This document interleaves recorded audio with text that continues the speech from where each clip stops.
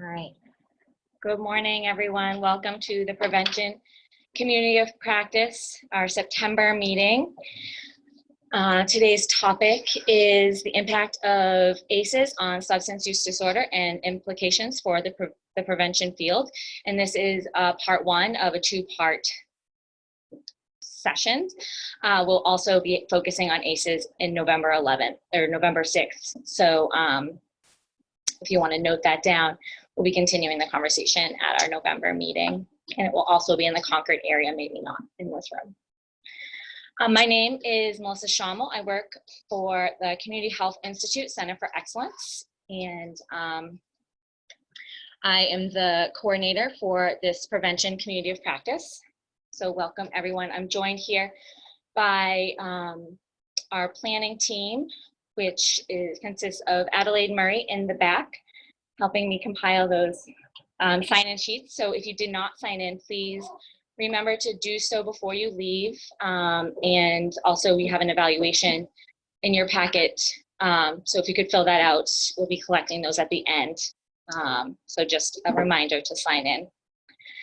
Also, Rekha Sridhara from the Community Health Institute is also on our planning team, and Julie Yerkes and Beth O'Connell are also here from our planning team. Jill Burke and Rob O'Hannon from BDAS could not be here today.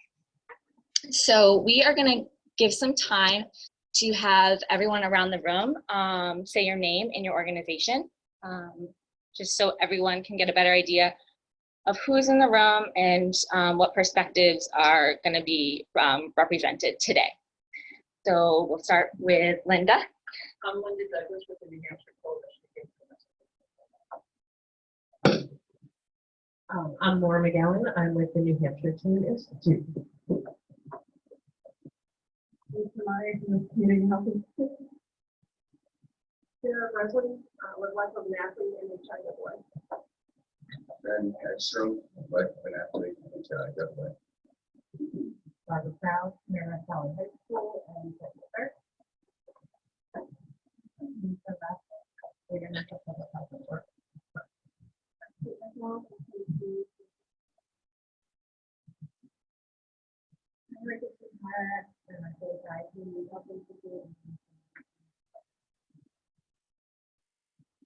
Thank you, Rosada, from Public Health Network and Greenwich. Far along, SMC, Forest Representative Public Health Network. And Christina, SMC for the Two Coast Public Health Network. Ace Troy for the Community Action for Safety, Sunnyvale Valley. Monica Malaya, for the Girls Club of Sunnyvale Valley and Community Action for Safety.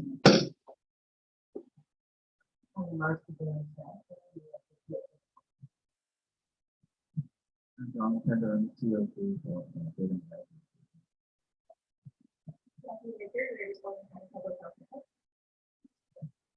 Dr. O'Connell is to the upper room to learn about strategies and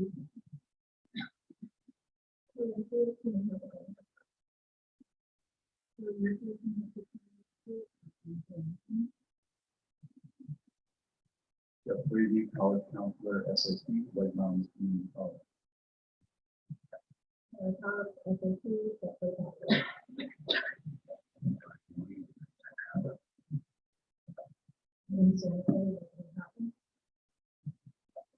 Lisa Walker, Dallas County Restorative Justice.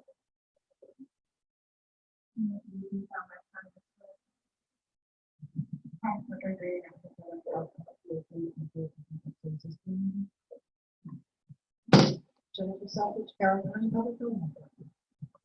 Select Park, Coalition for Youth. Colin Scott, Silver Rockingham Coalition for Healthy Youth, and Community Services. With Catalina Kirsch, COC, Carroll County Coalition for Public Health and Illinois.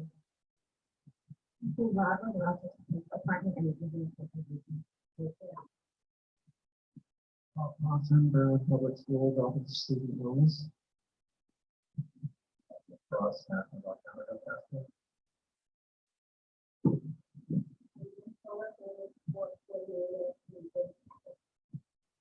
Vicki Hebert, Dover Coalition for Youth. Rachel Combs, Senior Health Institute.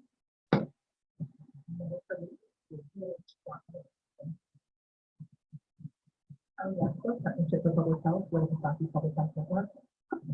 Way partnership with public health and Kentucky, region. Dr. Franklin Mayersburg Task Force. Everyone.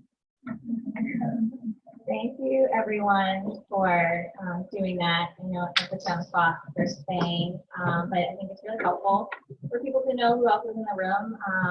And for networking purposes, you might hear a name or someone that we in your community that you aren't familiar with. So hopefully you can make those connections to this community of practice. So for those whose first community of practice meeting is a few new folks in the room, welcome. So happy that you guys could come. And for those who are sitting and don't have a table in front of them, there are a couple spots you want to make a little bit more comfortable. Feel free to move if you want to. So welcome, everyone. I just want to reiterate the purpose of the prevention community of practice. We started, our first meeting was back in March, so this is our youngest community of practice. We have a few others on the whole continuum, but the purpose of this community of practice is to increase best practice knowledge relative to effective prevention, to build collegiality and professional mentoring among those delivering prevention services, communication between and within clinical care addressing substance abuse, and to promote a recovery and resiliency oriented set of principles and practice constructs.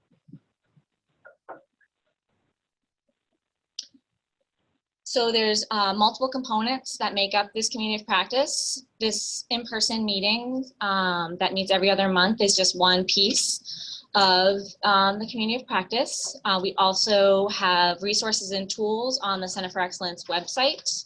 It has resources from past meetings and then also resources that are important to the field and is relevant to your work. So if you haven't checked that out, please do. Can't hear me? Is that better? Thank you, Addie. She's just running around. We also have a community of practice Google group. And so if you're not connected to that, you don't receive those emails. It's a great way to, if you don't know everyone's email address, to kind of throw out a question to the group, or if you're having an event, a community event that you'd like the whole state of prevention professionals to know about, you can share that on there as well. It's just a great way to connect with those that you might not know their contact information and have that dialogue between these meetings. The Center for Excellence also offers technical assistance, and you can request technical assistance through the Center for Excellence website. If you have any questions about what that means, feel free to reach out to me or anyone on the center staff. So our agenda today is jam-packed and is all focused on ACEs and how your work connects to ACEs. We did our welcome and introductions. I'm going to go over a little housekeeping with the contact list. I'm going to propose one. We're going to have a presentation with Linda Douglas. And then we're also going to have a facilitated discussion led by Lisa Murray. And we'll have wrap up and evaluations. Just another reminder to please complete your evaluations and make sure that we check off your name as you leave the door in order to get those CPS credits. Our objectives today are to describe ACEs, so adverse childhood experiences, and their impact on substance use disorder, to identify prevention strategies that minimize the impact of ACEs, and to discuss how current prevention work connects to and affects ACEs. So just to take a step back real quick, at our last planning meeting, it was brought up that it'd be really helpful for people to know, like there's an echo, for people to know who else is a part of this group and their email and what communities they work for and what role they have. Do others feel like that might be helpful for people to have access to such a list? It would be opt-in, obviously, we wouldn't just add you to a list.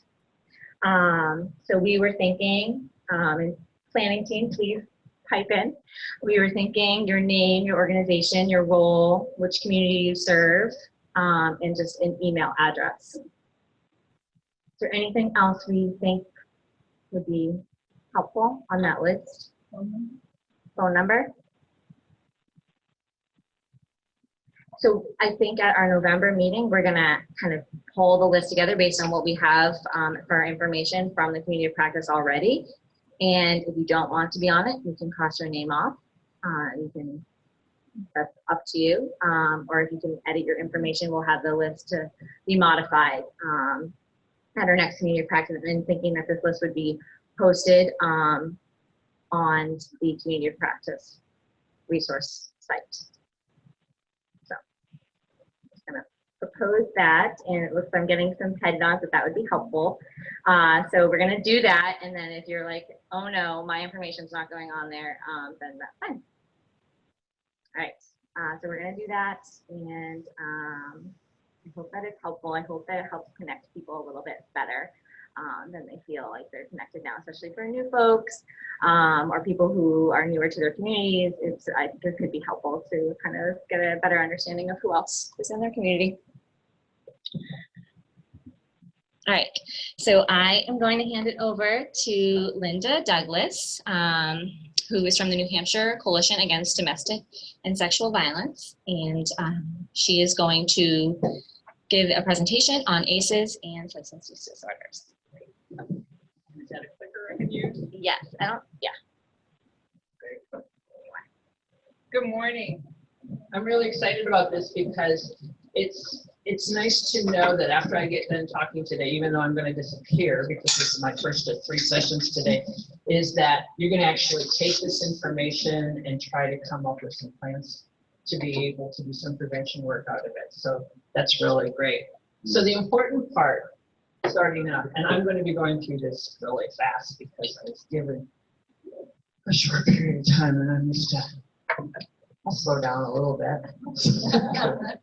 So keep calm. Okay, this is going to be a lot of information on trauma, and I'm certain that you've all been to trauma presentations before, but when you get done, you sort of feel like, oh, that was a lot of information, and it brought up my own personal trauma, or it brought up trauma of the people I'm working with.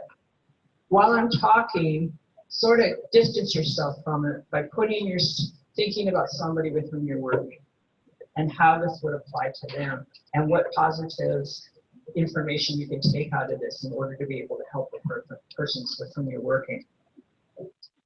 So we really want to be able to understand the trauma and the adverse childhood experiences, because what we learned is that so many people that we come across with have experienced trauma throughout the years. And everybody's getting a copy of this at some point, right? Yes, everyone has Okay, you've got it. Okay, great. Oh, thank you. That's right. So any questions or comments you have, please, let's make this a discussion rather than me just talking to you for the next hour. And I don't mind getting interrupted. I've learned to call it inserted squirrels. I can be distracted on my own by squirrels, but you know, if people want to insert a squirrel for me to get distracted, I can go ahead and go with that. That was a new thing that came up last week. I really like that. So we want to really be tuned into the fact, as we know with trauma-informed services, it's about being able to look at the people and that we're serving, that we're supporting, and instead of looking at them and going, huh, what's the matter with you? We want to take that step back and say, I wonder what happened to you and how that impacted your life. So who here, it feels like they're pretty familiar with the adverse childhood experiences study? All right, and who has never heard of it at all? Okay, and who feels like they can always learn a little bit more? So I'm going to breeze through this fairly quickly, but as you know, this was a study that originated in San Diego, California. I like to remind people that this study came about in a largely upper middle class, lower upper class socioeconomic group, primarily white. Maybe about 10 to 15 people, 10 to 15 of the respondents of over 10,000 people fell into an other category. So the average childhood experiences that we end up seeing are common for that particular group and may not necessarily be common for all groups. So here's Patty, and I think this is where it really starts to apply to your work with substance use disorders. So Patty started out in the weight loss program that Dr. Folletti was running, and she was weighing at 408 pounds. Through the course of the year, she got down to 132 pounds, lost 270 pounds.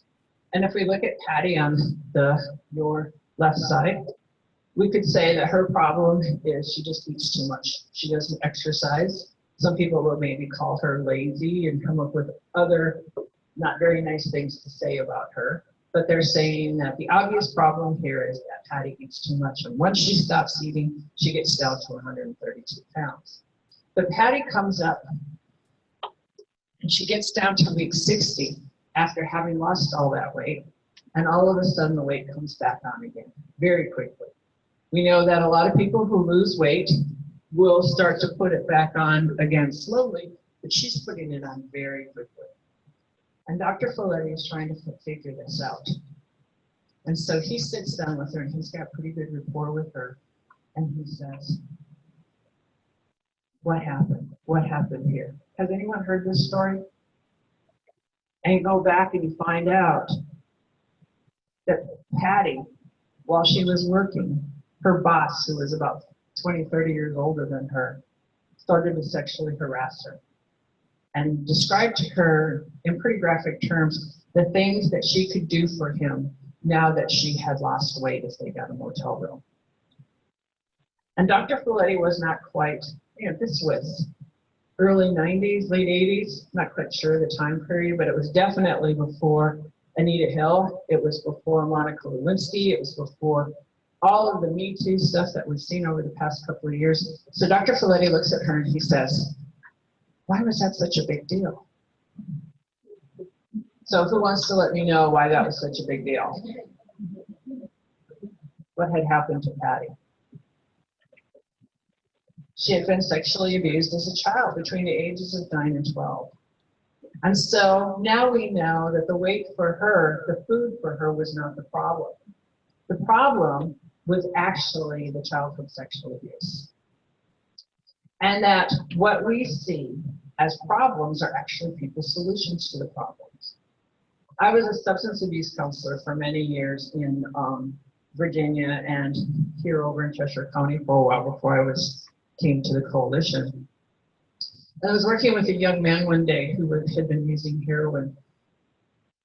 He managed to stop. He was about 21 years old. He stopped using heroin, and he described that now what he was doing was smoking marijuana medicinally, which was a bowl every 4 hours. And this was, of course, before medical marijuana, but he had prescribed himself, if I can have a bowl every 4 hours, I will be okay. And he looked at me and he said, I'm not addicted to drugs. I said, you're not? He said, no, I'm addicted to not feeling my feelings. And this was a young man that I could not, for the life of me, get to talk about his childhood. It was like, nope, I'm not going to talk about that. Everything's okay. It's all in the past. It's not. But he would say, I'm using, so I can't feel my feelings. And it's so prevalent. I've talked to sexual assault nurse examiners who work in emergency rooms at hospitals, who have people come in who have overdosed a couple of times, and the nurse will look at them and say, why do you keep doing this to yourself? And the person will say, because it makes the unacceptable acceptable. So it's about having had those experiences that now they're using the drugs, the alcohol, and other non-productive behaviors, which could be gambling, the sex addiction, all the addictions, process addictions, and substance addictions that we work with every day, can possibly be the result of these adverse childhood experiences. And here's just, just some statistics that, you can look at on your slides. And here are the adverse childhood experience conditions. And when I was looking at those, when I first started doing this work and learning about the ACEs and studying the ACEs, I was thinking to myself, I really wonder what else could possibly be in there. And that's when I went to Dr. Folletti. I saw him at a conference and I said, all of those things are there and I can see that they're trauma. But I had two things happen to me as a kid that I know have influenced me and influenced my eventual addictions. And that was the loss of a sibling when I was 3 years old and medical trauma when I was a toddler. Those things impacted me and my family and led to a number of other things happening. And he said to remember, this is just for that group of people in San Diego, California. That what this does is it just lets us know that the ACEs are there to let us know that adverse childhood experiences are common and that they lead to long-term problems. And so one of the reasons why you're in the room today is because of this particular slide here, is that we understand that the adverse childhood experiences lead to the long-term neurological impacts and health risks and serious lifelong consequences towards the end. Possibly early death or a lower quality of life. But what I look at this and I've tried to, I'm not a very good graphic artist. So one of the things I really want to do is point out that this is a circle. Okay? Because we know that these adverse childhood experience conditions lead to the serious lifelong consequences. But as I often tell DCYF when I'm working with child protective service workers who are complaining about the parents and how the parents aren't doing enough for their kids, I say, I want you to remember, these parents were here and got lost in the system and in the cracks and don't trust you because of how they got lost in the system 20, 30, 40 years ago. So that's where the prevention efforts need to come in a number of ways, is we want to prevent the adverse childhood experiences. But what can we do to support families, parents who've already experienced those adverse childhood experiences, and how they can be supported so they don't set up and live in conditions that create adverse childhood experiences for their own children. So any comments or questions or discussions so far? Yes.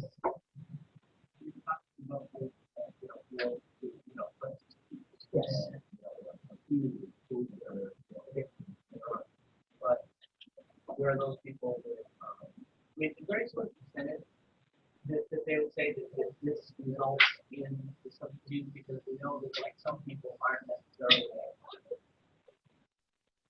get introduced to this, but they buy, them doctor and, shut off and then they want to, I'm not really big on statistics, and just for the recording, he wanted to know what's the percentage of people who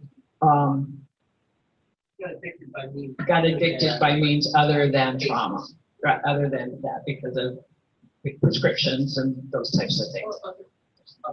What's hard is that we don't necessarily know for those people who were prescribed what their trauma history may have been. Because like that young man that I talked about, he didn't want to talk about his trauma history. And so he could have been prescribed an opiate and seen as having gotten addicted after being prescribed, but he was already set up to being addicted at the time that prescription was written. And we don't know. But we do know that trauma occurs more often than not. And we know that it changes the brain. So that these brain changes have a tendency to influence whether or not someone's going to become addicted in the future. I think there's so many layers to this that it's really difficult to come up with those statistics. Because, well, I'm going to get into expanding this a little bit, and I'll go into some of those layers. And as I show the layers, you're going to see different places where some interventions could have taken place that could have prevented substance use. So we're just going to go with that. So here are some genetic factors that I want you to take a look at. So here we have having a history of child abuse, but we also know that belonging to minority groups, lower socioeconomic status, lower educational level, being a female, severity, and genetic factors. I'll get into that a little bit more. I'm going to take out these prevalence for the sake of time.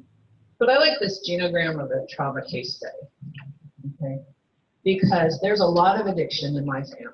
So I did this genogram because I was supposed to, it is not a, doesn't have all the graphics, but I did this just to try and figure things out. And it just isn't just a one generation thing. If somebody becomes addicted, it is likely that it's not just because something happened to them, but because something happened to the generations previously. And the big reason why I did this was because when I was taking my substance abuse classes back in the mid-90s, I was reading a book called Under the Influence, which I don't think don't put it down, it's not worth reading. don't write it down. And the reason is in there, it stated this myth as true, that people who were Native American or Irish were just genetically predisposed to alcoholism. Did you hear that? Okay, how many Irish do we have in the room? Okay, how many Native American do we have in the room? Oh, come on, we a couple. So I thought, sheesh, I'm screwed, okay? It explained a lot of that had been going on in my life, but I was like, really, is this really what it is? But if you really roll back and think about both the Irish and the Native Americans, the oppression that occurred against both of those groups created the conditions which led to the addictions. But since the history books are always written by the oppressor, we get the, oh, they must have been genetically predisposed to this in the first place. Okay? So just a quick run through. So here's my maternal grandparents, my mother's mother. My grandmother was institutionalized in her 40s for depression. My grandfather was placed in an Indian boarding school at the age of 10. He grew up with an alcohol use disorder, and they raised 5 children during the Great Depression. Now, those of you who don't know what happened in Indian boarding schools over the past century, I just invite you to take a look at some of that. As my grandfather said, they beat the Indian out of them. And there were other horrible things that happened to children in those schools. My father's side is French Canadian and Irish. And my grandmother, a bitter woman, raised 11 children during the Great Depression. She married twice, both were alcoholics. My grandfather abandoned that family during the Depression, came back, we think, probably to the house about 11 times. And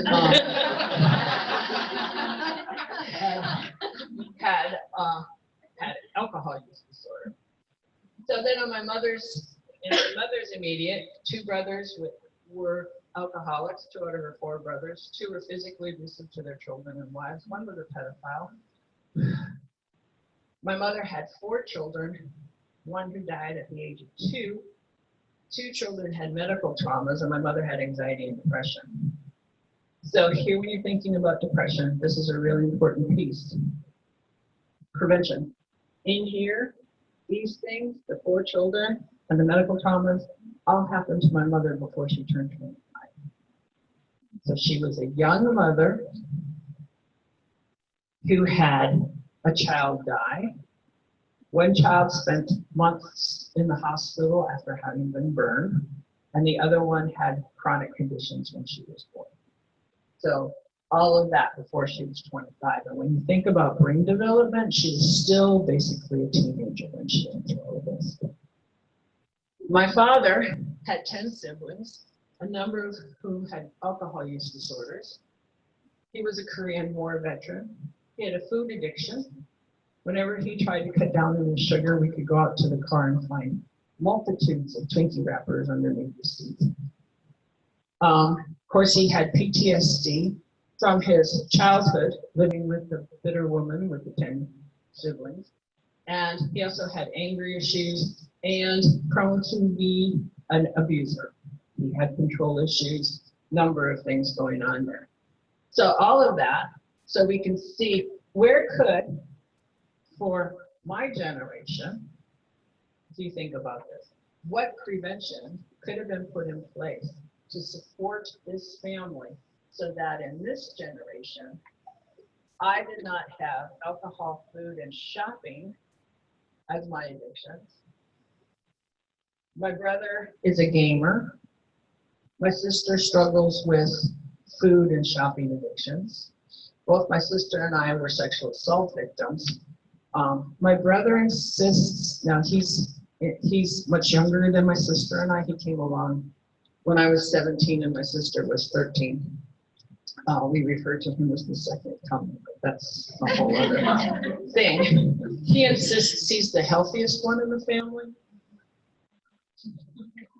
But our ACEs are really not considered that high.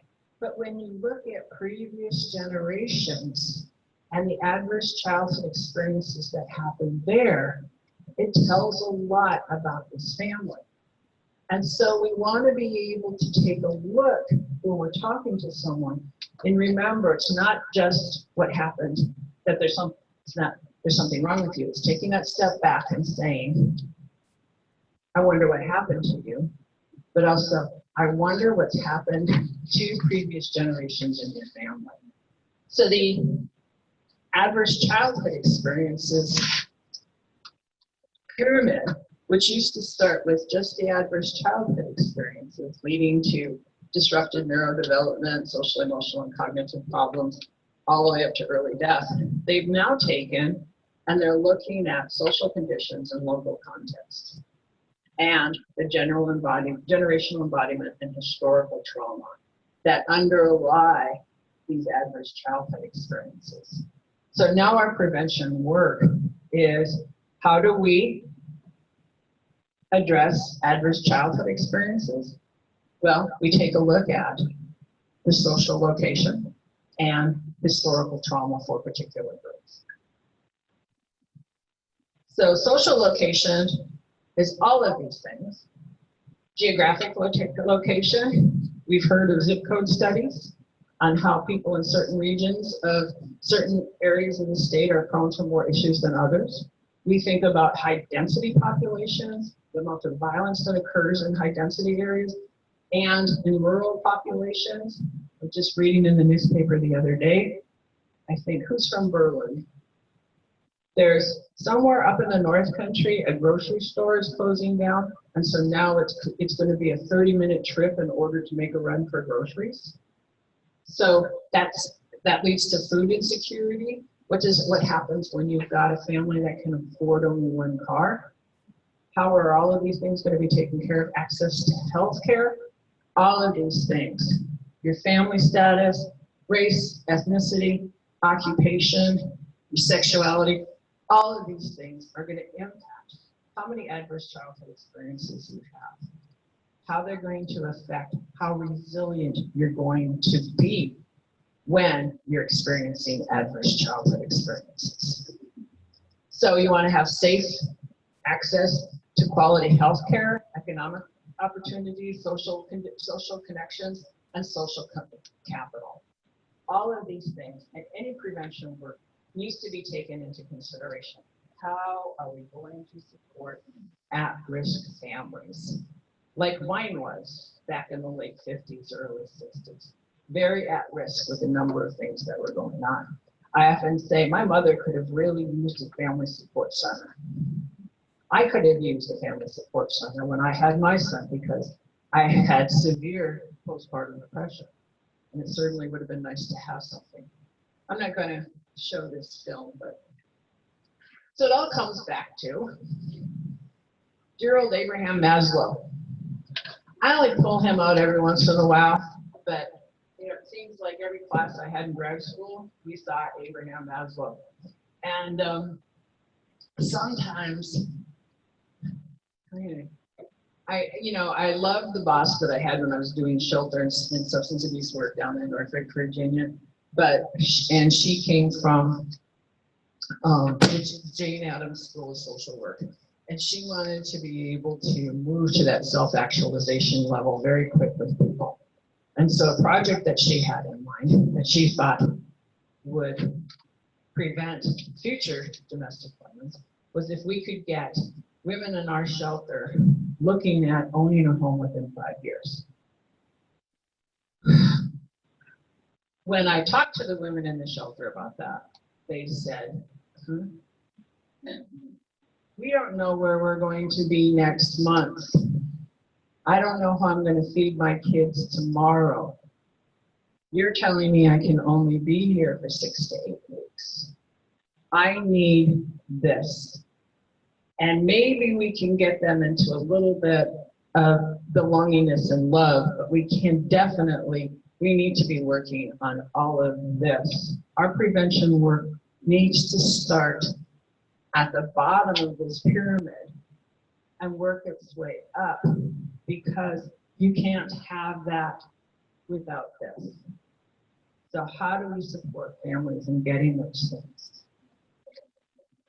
Until we are willing to acknowledge that we collectively have not fulfilled the needs of developing humans throughout our evolution, and therefore, as adults, we are not operating at our optimal capacity as human organisms, we will continue to perpetuate the social conditions that hinder optimal development, all while pretending that we adults are unaffected and traumatic childhoods are normal.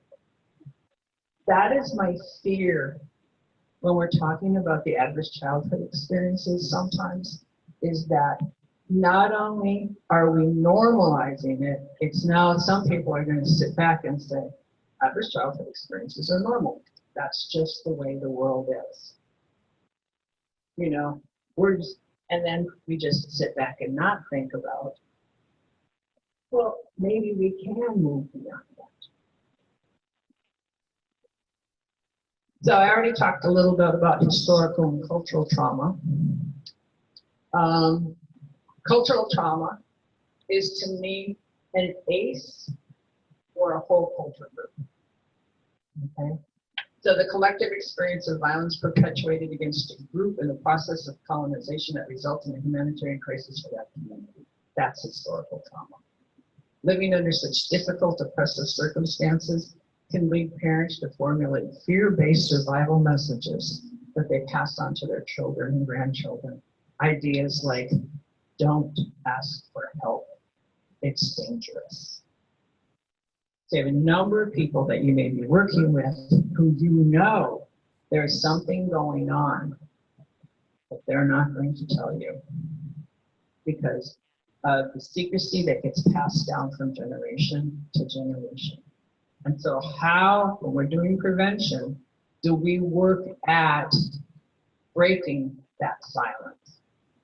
Because now that I'm standing here thinking about it, going back to the normalization of childhood trauma, if we normalize childhood trauma, that helps keep it silent. It's like, oh, that just happens to everybody.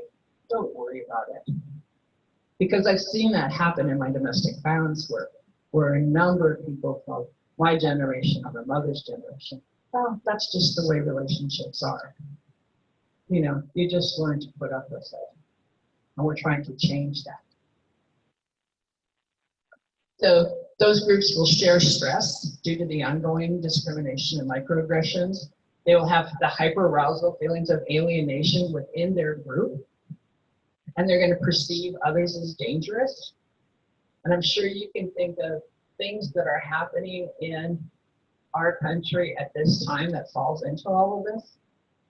And that feeling that you have to manage everything in your own community because you don't know what's going to happen in the community at large. What are they going to do with you?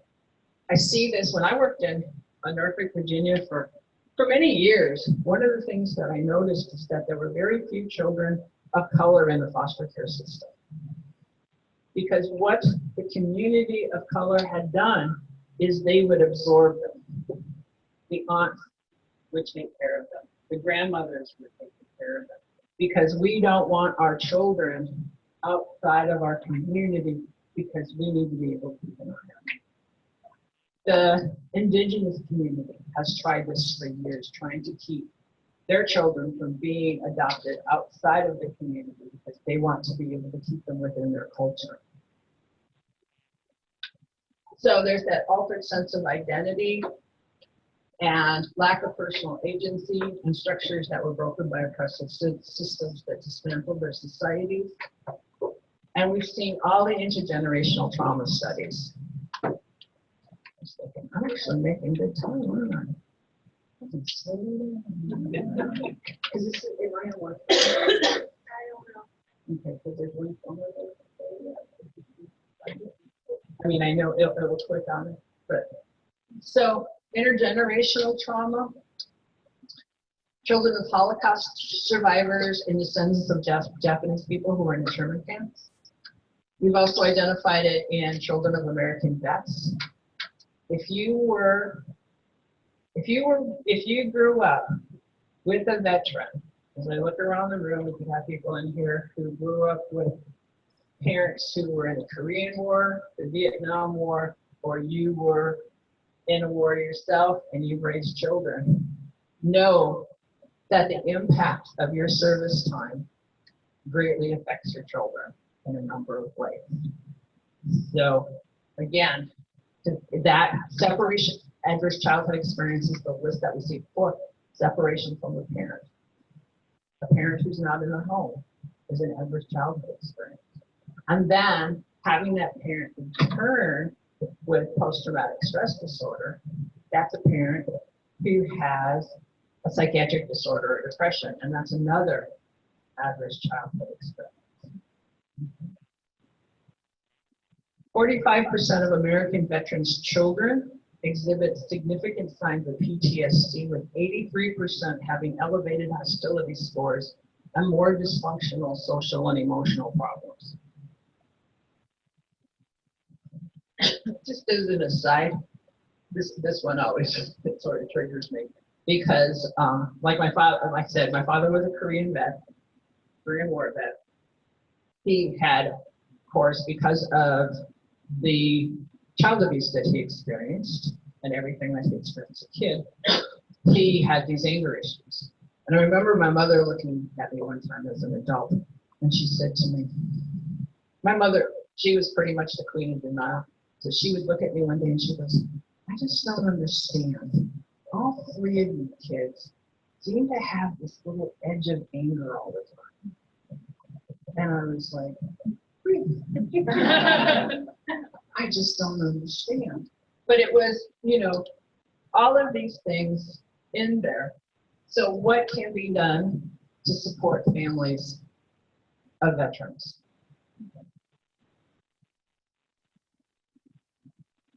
So we have childhood victimization increases risk for abuse as an adult, coping strategies. People don't learn to protect themselves from harm. So I want to go up to coping strategies, and they don't learn to protect themselves from harm. I've already talked about these two pieces here in the middle. So I was doing a training for DCYF one day on the impact of domestic violence. And somebody said to me, well, I need you to tell me what I can do with this woman because she keeps choosing men who abuse her. I took a deep breath, let my eyes roll in the back of my head a little bit. But I eventually came up with this really weird analogy. I'm the queen of weird analogies. So here's what I've got. Take it that we're all born as perfect hard-boiled eggs. Now, given the generational violence and historical trauma, I'm sort of leaving that out here, but we're all a perfect hard-boiled egg. And the first thing that happens to us after birth is you crack that egg. It could be food insecurity, it could be neglect, it could be loss of a parent, but it's the first crack in that shell. And then, don't tell anybody what we're doing. Oh no, you can't say no. If you say no to me, I'm just going to hurt you more. Don't you tell anybody. You deserve everything that's happening to you. And then you have an adolescent or an adult who has no shell left. And you now have a vulnerable egg. And who do perpetrators look for? Vulnerable eggs. Vulnerable eggs don't go out looking for perpetrators. Perpetrators are looking for vulnerable people. And then we have a tendency to look at those vulnerable people. And we've done it in my field, and I've heard it done in other fields where we look at those people and we say, you just need to have better boundaries. And I think, wow, why does that person not understand what boundaries are? Because they never had them. They weren't allowed to have them. And now we have someone who may be going to a support group but still living with their abuser, and they go back to their abuser and they say, my counselor told me that I had to have better boundaries, so I'm going to start telling you no more often. What do you think is going to happen? It's going to be you tell me no, a lot of horrible things are going to happen to you. So it's about helping people get into safe and stable relationships. We want to help children keep their boundaries. That's why I love that so much of the early childhood prevention work now is about helping children know that they don't have to sit on somebody's lap if they don't want to. They don't have to give everybody who asks for a kiss. They learn how to feel safe in their own bodies, and that gets to carry with them. But we know that a lot of things that happen to children are because they've had their boundaries stripped from them at an early age. This is the video I'm on the show, Addie. Good luck, Addie.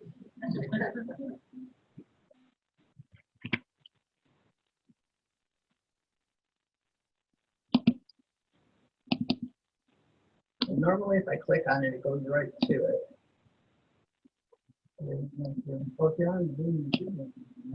Yeah, so I just have to change the share real quick Grammarly does more than You do what you need to do. so that our remote participant can see too. All those people remotely. One. Yeah. Hello. Her name is Liz. If you want to say hi. All right, go here for now. And then we'll let the ad play. with Grammarly. You can find really good. Now, hey, welcome back. Today, I really want to think about what's the best way to teach teachers about trauma without getting them distracted with all the technical stuff, and what's the most important thing for them to understand and learn. And I thought that the best way to do it might be to just make a difference between a learning brain versus the brain in survival mode. So we'll just call it learning brain versus survival brain. And this is the difference. So learning brain is this brain that's open to learning new information, and it's completely okay with ambiguity and gray and vagueness, and it sees the big picture. It like pulls back and is on the balcony, can look over the forest and figure out what's going on. On an emotional level, people in learning brain feel calm, peaceful, maybe a little excited about what they're about to learn, maybe a little playful and having fun too, and definitely curious. And they're not afraid of making mistakes because it's just part of the learning process. And so they're not really thinking about themselves. And they actually feel a little bit of confidence that if they just apply themselves, they might pick up what they're trying to learn. Now, survival brain, on the other hand, is completely different. It's hyper-focused on threat. It doesn't like ambiguity. It wants clear, hard facts. It thinks in black and white terms. Doesn't want anything to be gray at all. And then emotionally, you can imagine that survival brain makes people feel panicky, feel like a little obsessive and afraid of doing things wrong. And they don't feel calm and open to learning new things. They just want to get things over with. And people in survival brain also really don't like making mistakes. And they are afraid of looking stupid too. So students in survival brain don't want to be picked on. They don't want to raise their hand and ask questions and look stupid. And so these people are also filled with doubt about their own ability to learn stuff. And they're afraid that other people think they ask them to do that. Now, it's really important to understand how learning brain and survival brain interact. Because survival brain always trumps learning brain. And it makes sense because survival brain is just trying to save your life. And so if it thinks that there's something dangerous happening, you better pay attention to it, right? But the tricky thing is that as survival brain stays on longer and longer, it's harder to get out of that. And it's harder to really go into learning brain. And the way I think about it is kind of like a mythical. You know that guy who has to push a rock up a hill, and then every day it falls back down and you have to do it over and over again. Well, being in the learning brain is like being up on the high top of that mountain. You can see the experience of what's going on, but it also takes a lot of work to be up there. And at any second, if you're not paying attention, bring effort into it, it's so easy to slip back into the survival brain again. And that rock that typically is trying to push up, well, that's kind of like stress. And the So this rock is getting bigger because of the stress. And I like to point out here is that for a lot of people who have been living in survival brain for so much of the time, when they're looking at people living in learning brain up on the top of the hill, they're wondering, what's wrong with me? Why don't I deserve to live up on top of that hill? There must be something wrong with me. And so part of the stress is, the closer you get to the top of the hill is, if I get up there, people are going to find out I don't deserve to be here. And I'm going to come crashing down again. Or I don't have what it takes to be up here. I know how to survive down here, but I don't think I have what it is to survive up there. Again, that was sort of like moving people to owning that house in 5 years without helping them feel safe along the way up there. Or a gentleman told me a story a few weeks ago about being at a boys camp, and there was this one boy, he was at the bottom of the heap. He was on the spectrum, and he was being bullied, people, calling him names, all these types of things. Well, one day they had a basketball game, and he made the winning basket. And so he moved from here to here very quickly.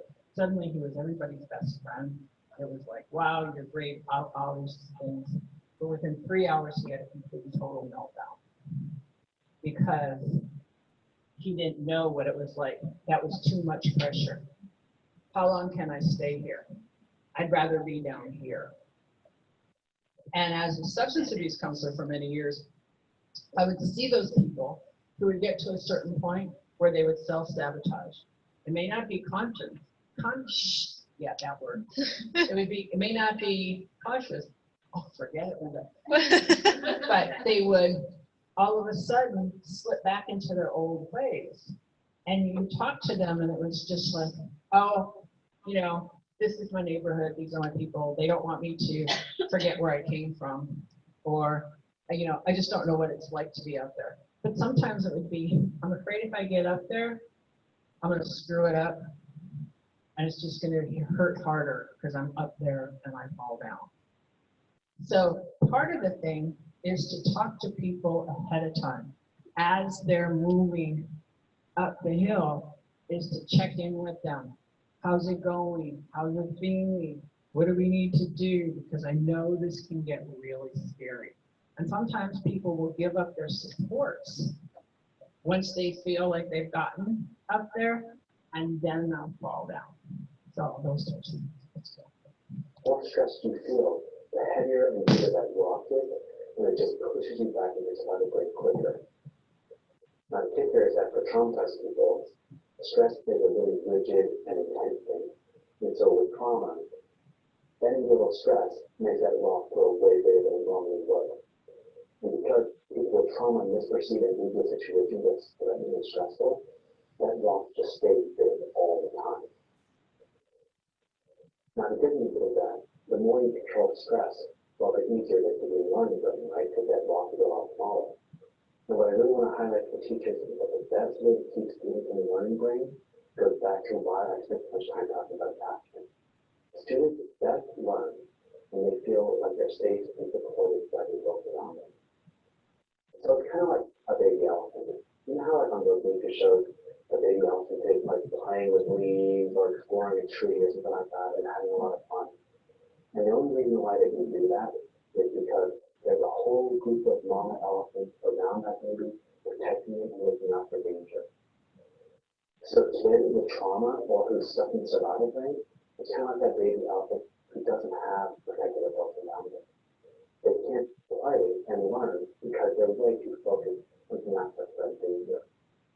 So this is why I really believe that the most important thing that schools need to focus on, way more important than any kind of techniques or curricula, is really whether or not they are creating that environment where students feel like they're surrounded by these big mama elephants who are going to protect them and watch out for them and make them safe. And when students have that, I bet you it unlocks their curiosity, their eagerness to learn, and play as a way to learn. So I hope that's helpful. Let me know if you have any questions or comments below. So I love, ooh, what's happened?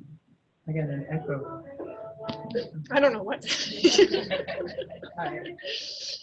All right, let me just, I gotta reshare back to your PowerPoint. Okay, I can keep talking now. Mhm. So, what I like about this is that it's saying that it's not just one mama elephant, okay?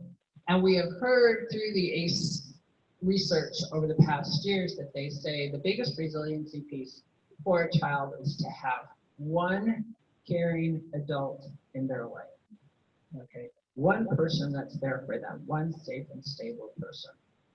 But we know that the world doesn't necessarily work that way. So the more safe and caring people that we have around that child, it's going to be even better, because sometimes people leave for a number of reasons. Some people can't always be there. So it goes back to that community support. How much does that child know that there's anybody, a number of people that they can go to, a number of safe people that are there for them to help them build some resiliency. So when I look at the trauma framework and understanding of ACEs, yes, it recognizes that trauma is not the exception. It has talking about what's happened to you versus what's wrong with you. But it also shifts us from seeing things as symptoms to seeing things that people do as coping mechanisms that they learned while they were living in that traumatic situation. But the things that you learned growing up in a family with an alcoholic parent, with an abusive parent, with a large number of siblings, those things you're going to learn and do are going to be your survival mechanisms for growing up in that family. And that when you suddenly feel safe, well, not suddenly, but when you grow to feel safe and stable, you don't automatically get new survival skills based on your new conditions. Oftentimes they'll bring out all of these old ones. And so when you're working with a student who seems to be defiant, manipulative, less than honest, all of these things, those are basically survival strategies. One of the many reasons I left the mental health system was because I didn't like looking at things as symptoms. I saw everything as being an adaptive behavior. I didn't like input. I had a gentleman I was working with who had had severe childhood trauma. I knew what his childhood trauma was, and I was trying to work with him on relapse prevention. And I told him, I know what happened. We're not going to talk about that all the time. But every time he knew he had an appointment with me, he would start to panic. And when there were some days where he was really good, but some days he would start to panic. And he would end up at the store getting a case of beer, and somebody would come in and say, hey, I just saw your 11 o'clock appointment. He's heading down West Street with a case of beer and you're not coming in. And so, of course, in the mental health system, if you don't make 3 appointments in a row, you have to close them out and then start all over again. And I did that with this guy a couple of times until finally I thought, and they kept saying, because he's not being compliant with treatment. And finally I said, I don't think it's that he's not being compliant. I think our system doesn't work for him.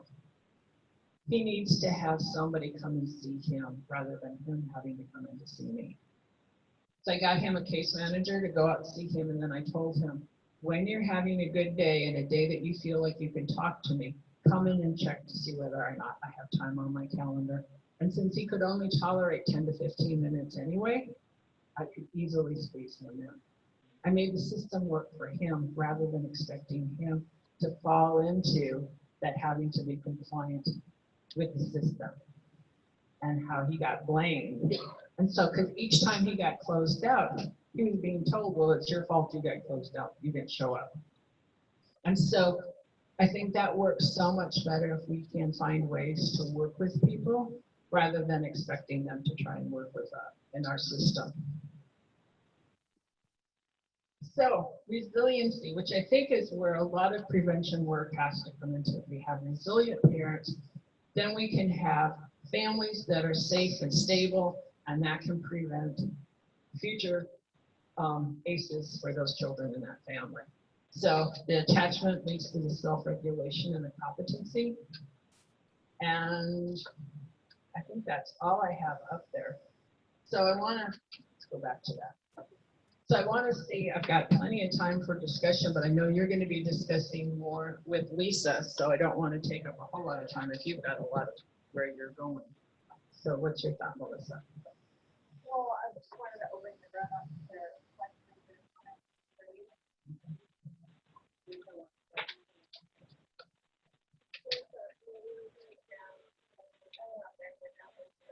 In your package, you have a handout of questions, and that's what we're going to do with Lisa, just so that you can think about your questions. So while we have Linda, yeah. I saw people nodding their head a lot, and even some people jotting little notes down. So did some ideas come up, or do you have any further questions, or do you want to wait until you get into the formal facilitated process with Lisa? Yes, sir. I'm going to talk about the role of the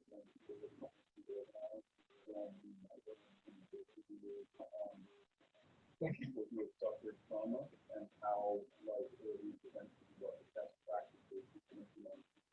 So we used to have this belief that once something happened to a child, then it was written for life. But now we know, now I'm not a neurobiologist or anything like that, but we do know that the brain is very plastic and that it is able to create new neurons, new connections after some have been broken down during trauma. So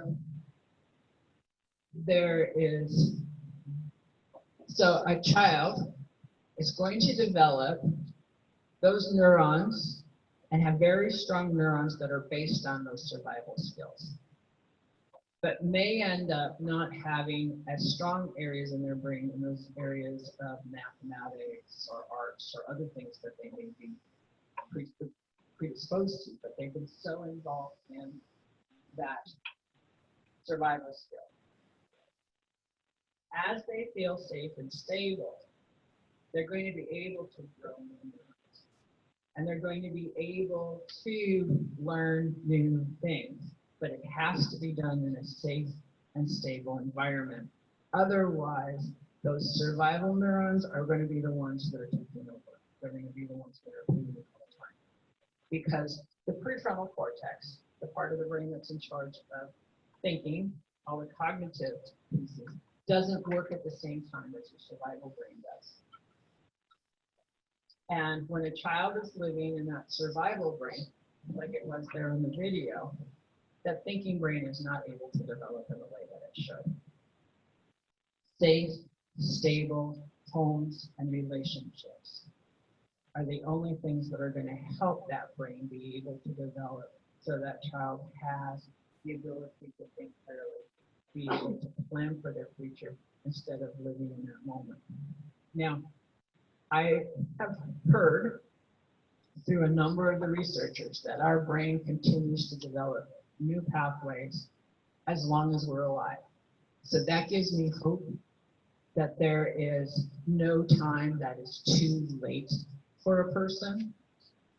And I don't know how many of you maybe have worked with some older people, but that recognition that there are some people who get into their 40s and 50s and are able to turn their lives around after years of addiction and trauma. And we don't know what that's all about, but I'm pretty sure it has to do with suddenly they have people in their lives who really care about them and support them. So it doesn't matter what time those mama elephants come into a child's life. It could be when they're 40, like what happened with me, or it could be, even later. But as long as they start to being able to use that part of their brain. So there's hope. There's, if somebody says to me, oh, he's 15 years old, they're doomed. Actually, I heard Chief Willard, he's now working for the U.S. Marshal's Office, but he was at an event yesterday and he was talking about his childhood and growing up in a home with 8 brothers and sisters where his parents, his father beat his mother, and the police came in and just looked at them and said, you kids are doomed, you're just bad kids. And now here he is. He's been in the military. He's been a police officer. He now works for the U.S. Marshal's Office. So we can think of a lot of people who had those lives where people would look at them and say, you're not going to be any good. You're just going to live. You're just trash. And they managed to turn it around.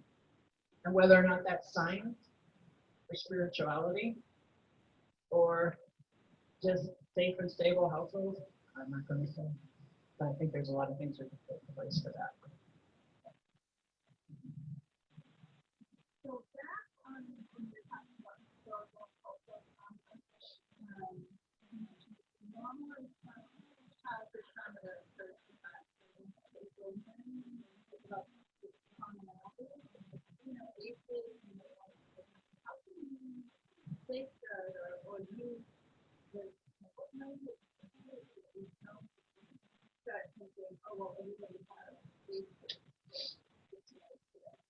I just, this is just off the top of my head, and I'm sure I'll come up with something better tonight.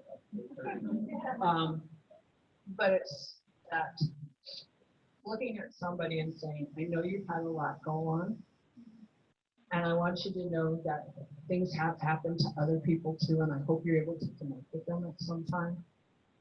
But even though a lot of people have this happen to them, it shouldn't have. And we want you to feel safe from now on, because we can do a better job at protecting you in the future.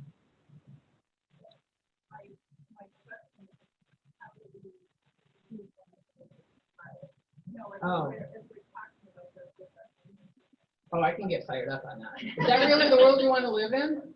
It's number one. Have you, start taking a look at all of this trauma, look at it from a historical perspective, and when we look at generational trauma and historical trauma and the things that it leads to, why would we not want to stop that cycle and have a better world rather than letting it continue? Yeah, I had a question for you. So with your experiences and knowledge, do you have like a message for these people in the prevention world? What are the things that you would recommend in terms of direct strategies and environmental strategies to really make a difference? Well, I have a real hard time with the word prevention, I just have to say, because to me, it's always, something's already happened, but you're trying to prevent any future stuff from happening. I am a big fan of the family support network that we have in this state. for families of young children. I think those, if parents getting involved in that, if they have young children, I just feel like the more support that you can give to a family. I feel like any sort of peer support programs for adolescents where they can find something meaningful to do with their lives, that they can feel that they have a skill, something that they can use for good. I do a presentation for kids and parents where I talk about superheroes and how superheroes had adverse childhood experiences, and their enemies also had adverse childhood experiences. But the difference between being let's think of one, Superman and being Lex Luthor are the fact that Superman had the Kent family. And then there's also a point where the superhero makes a choice.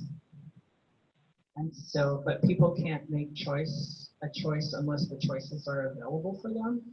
So a lot of the prevention work is about putting in place choices and letting them know what their choices are. So just going with that and having safe and stable people that can be with them as they're making those choices. Yeah.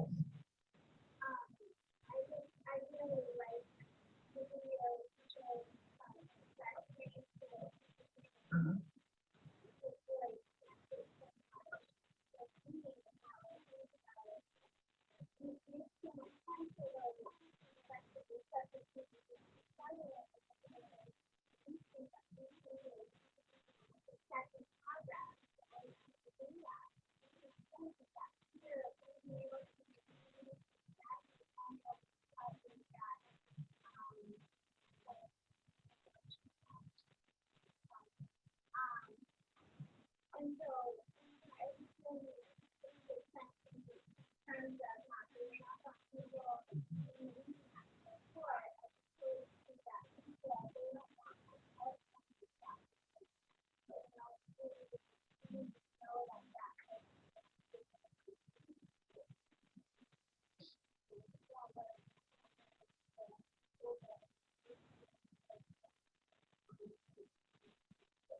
And a lot of times while a person is making their way and they're feeling really well, to them, success means I no longer have these people in my life that were supporting me. I can no longer be involved in the systems, but reminding them that there are other ways that they can have support, even if it's being a peer supporter, so that they have that, so that they still have connection with those places that help them or supported them, I prefer that word.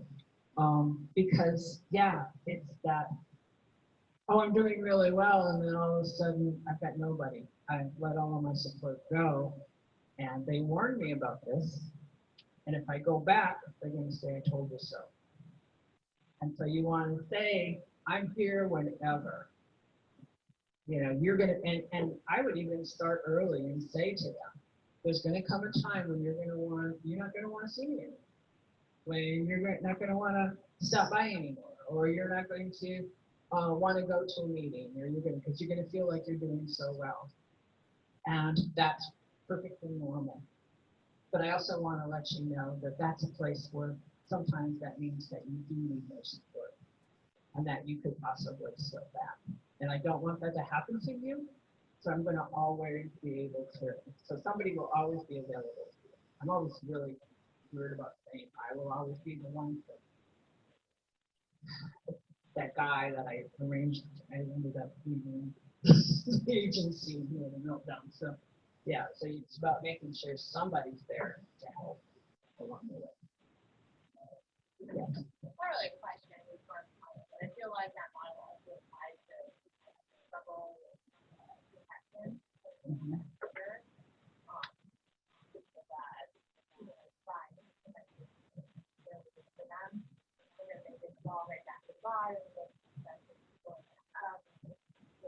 Why should I bother?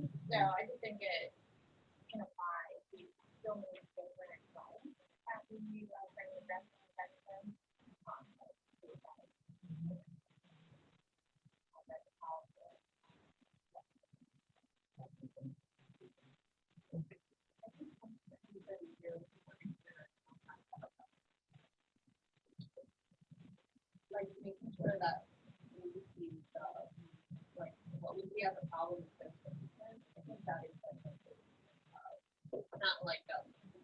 be a bigger part of the presentation. So for example, we're thinking of kids who constantly get, many kids go to school and say, I'm gonna get suspended today, so I can go for 3 days and be at home. So when the teachers see the problem, they're seeing the solution. So the solution isn't suspending the child, figuring out what other things can we do to put in place for this. So, yeah, so I see prevention and seeing just that phrase, that it's their solution, and figuring out what a better solution is they can work with it. Exactly, thank you. Do you want me to repeat that? Oh, I'm sorry. Do you want to repeat it? I'll give you the mic. Just making sure that we're putting it, she liked what was said about what people see as as we see as the problem, people see as the solution to the problem. And sometimes people, I guess to paraphrase it, don't want to give up that solution until they have another choice. And kids in school will receive suspension. The kids will come in and say, I'm going to get suspended today, so I can spend 3 days at home. We see that as the problem. The kids see that as the solution. But what can we do instead of to help that child stay in school is a productive coping skill for that child so that they don't resort to that particular solution. Just a comment, I love the elephants. And what struck me about the elephants was it just seemed to me like when an individual finally gets to a place like Alcoholics Anonymous or something like that, kind of a group, and they're immediately surrounded by these elephants that know where they've been. And I don't know, that just struck me very. Oh, I love it because it's not just one person who's trying to help that person. It's a community, and elephants run in a herd, and they take care of that baby. Yeah. And, especially when you're going from a situation where none of that is said, and people are just saying, what's wrong with you? Like, it says in the presentation. What's wrong with you? Well, I can't tell you what's wrong with you. When you look at it, you didn't have any mama elephant. That's it. All right. I'm going to end it. Yeah, we can just go back and just break, and then we'll continue the conversation. But thank you, Linda, so much.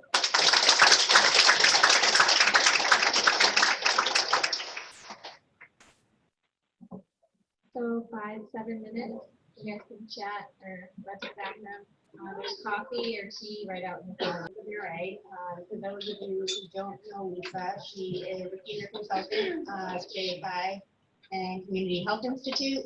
And so she is been around for the last 20+ years and has a wealth of knowledge and experience related to the field of prevention, as well as the substance misuse continuum of care, including treatment and recovery support services. And so she's going to help us walk through how prevention work connects to ACEs, as well as to help identify gaps and how we can connect or how we can support ACEs in New Hampshire.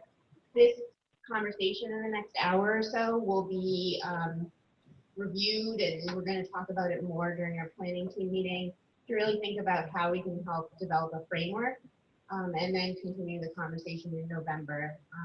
So your input is going to be valuable to help, continue this conversation.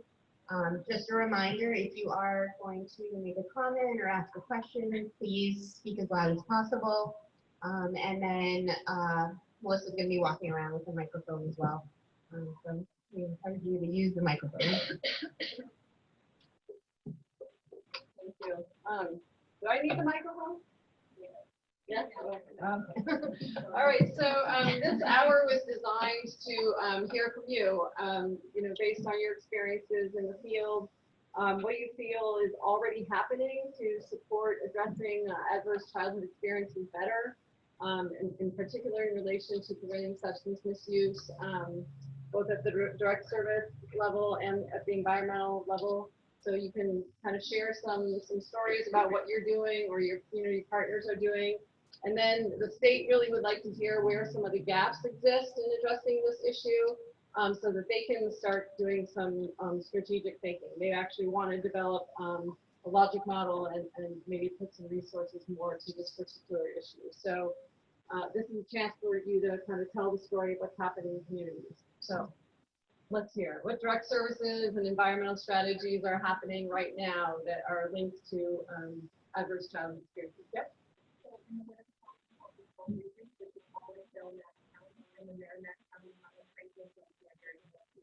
We're excited to see our first together. That is collaboration between many community partners, but really the key people fighting this forward in a focus on the department of the community. They have a partnership with the district just to be bridging some of those gaps in the system. And I know that they're getting some great experience support from Manchester, who is really innovative and starting this work. So that's a recent development that we're excited to be at. Great. Yeah. Can I ask a quick question? What is the team doing? Like, what is it exposed to? What happens is if there is a trauma in the home that was impacted, so if dad is arrested, maybe the unintended consequence of this substance is removed from the home, children are in the presence of that. When they go to school the next day, they're not often thinking about how's that going to impact them and who are the players that need to know to really provide background to what that student and their family. And so they come up with, they work with an attorney and come up with a waiver. The families can sign off on so that everybody can share information and ensure that anyone impacted by that arrest or whatever, any kind of event like that, that they would be supported provided by the school family. And I think the family report centers will be able to support with this. So I think the partnership is really, I will say, in our region, it looks a little different. We are really different from your culture, but it's a lot of it is good. Great. Thank you very much. That's a great example. Yep. So to piggyback off that, Encounter our ours is, we're also receiving latitude from Manchester program, and ours is set up pretty similar to theirs, but we have Riverbend and Concord Police Department, and we're actually partnering with the Merrimack County Human Services, where they are actually employing an ACERT coordinator who will coordinate all of the ACERT efforts. So Great. Thank you. Yeah, thank you.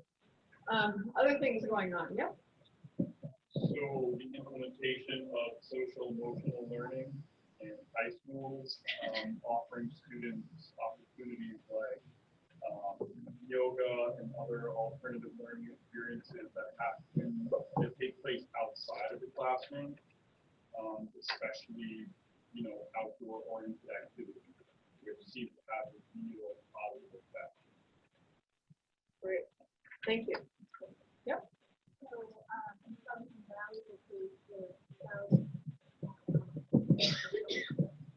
Southern part of the state, near part of Greater National Public Health Region. We have been working on developing a trauma-informed community. So we've held a summit, a raising awareness summit, and we are also bringing in speakers to just inform the community about trauma-informed care, what it looks like, language that we use, and just bringing awareness to that.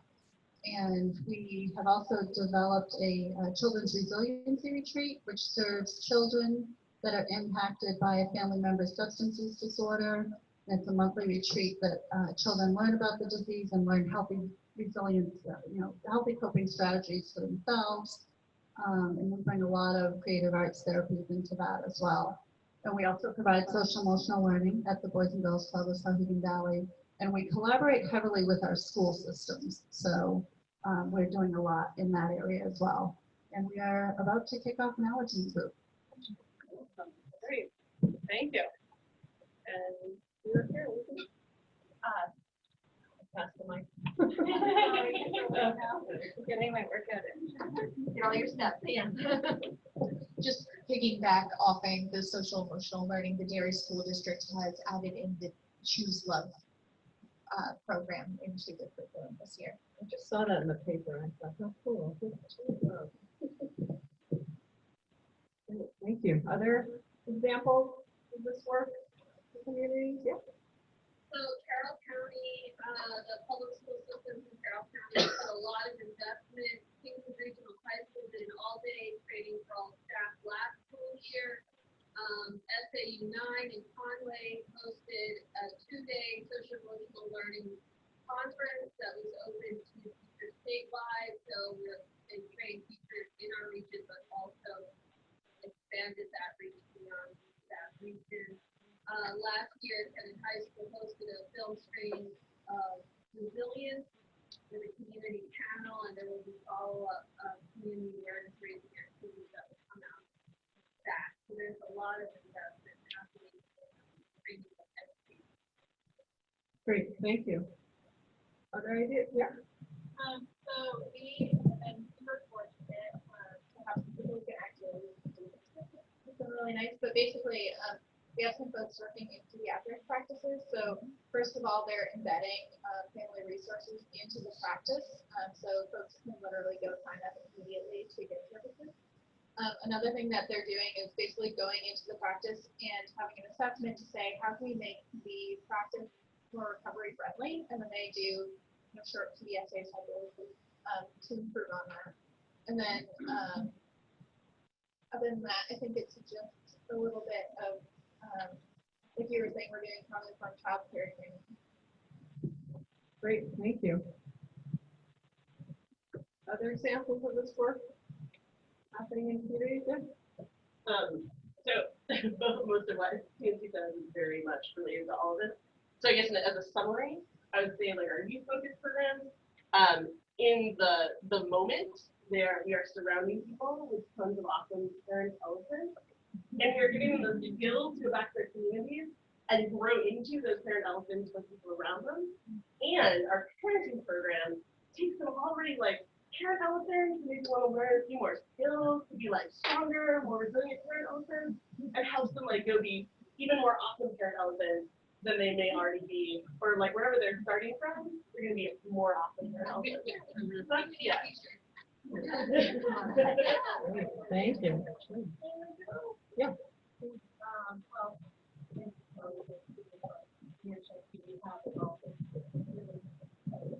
Different programs that have been going on for quite some time in the Manchester area. Luckily, we have Anna Thomas as our health director. And that's been her focus for a very long time too. All those programs have been ongoing for quite some time. What we are making happen today, Manchester Public Health Network has been doing is supporting all those programs and also building resiliency within our schools, working with our youth and our parent. Our whole focus has been to engage, educate, and empower. One of the things we're doing is with our kids in all of our schools is giving them the opportunity to learn leadership skills and how they can feel that they can matter and make a difference in their community. Do leadership trainings with them, and then whatever their interest is, whether it's substance misuse, which first, but the kids get involved in various things, whether it's advocacy or substance misuse, and then they go and train. We do the peer model where they get empowered to learn about these skills and then go down into the lower grade. The high school is, well, we also have college students going to high school going to middle school, and middle school is going to the elementary school. And building that resilience within them. So, great, thank you. Other things happening in the environment? Yeah.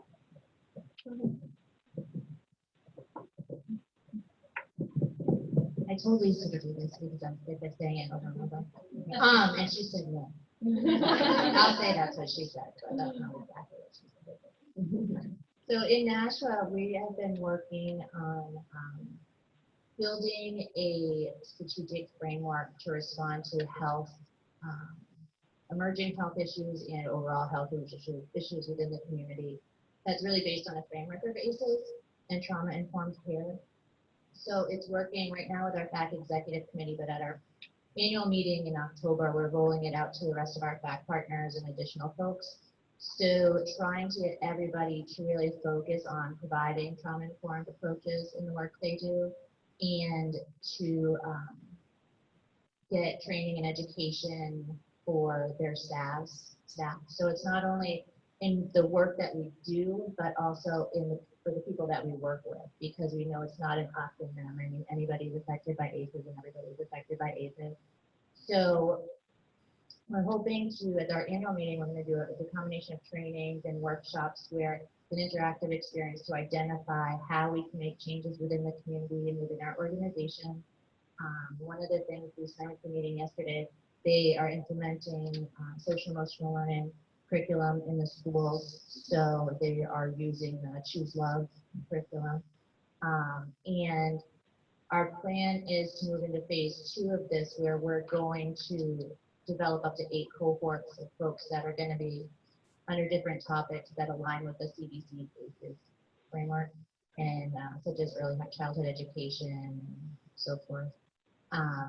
They'll have a 6-month training and research early time period, and then 6 months for planning and strategy development, and then into implementation after that to implement some of these changes in their own organizations. Great, thank you. That's a lot. Other things to share about what's happening in your communities? Okay, let's turn it to gaps. So where are the gaps? The state wants to hear what populations, what services, what resources are not being reached or not available to address adverse childhood experiences. Money, staff.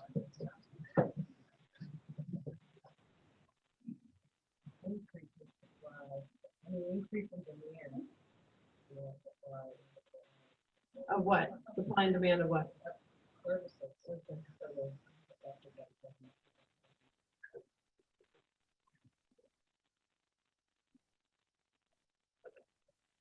Yeah.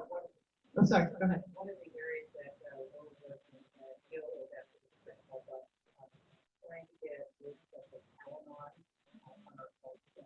There's actually resolution learning, solution. So AA group, so the national AA has but Al-Anon does not groups to a certain part of the people. So depending on the institution, most colleges want them to allow there's churches, also when they so that's very to work on that. There is language of the state department insurance that's provided to make those, so then actually that we can go into how is they're actually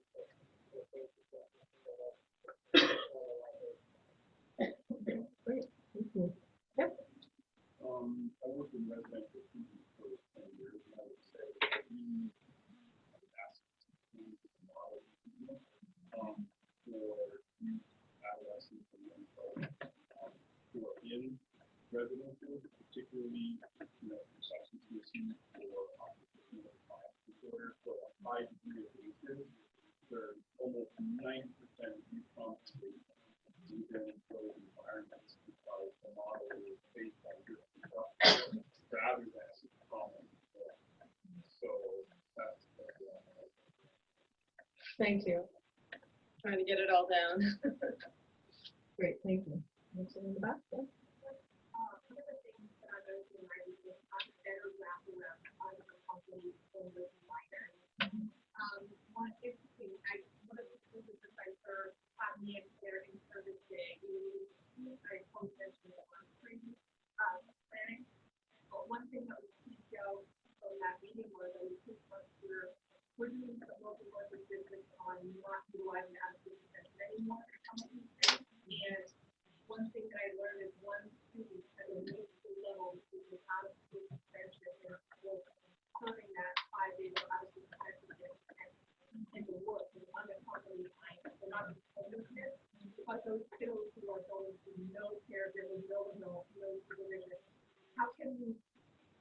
grab that and enter that into a continuum of comprehensive supports inside the team. And again, we're working with family resource centers in the district on some of that, but this is, I thought it was a much smaller percentage of students we were talking about in Ironton, and I'm learning that from others.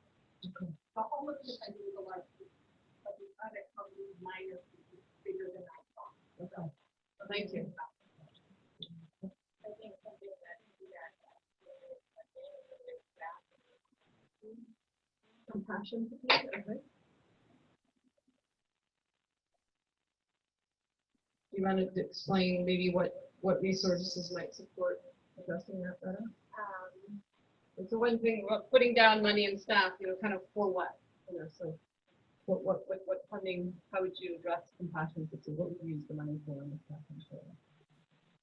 for me personally, more background services for personal in terms of job and the health.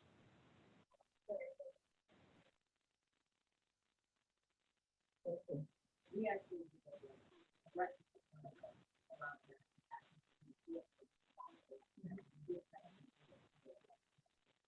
do that.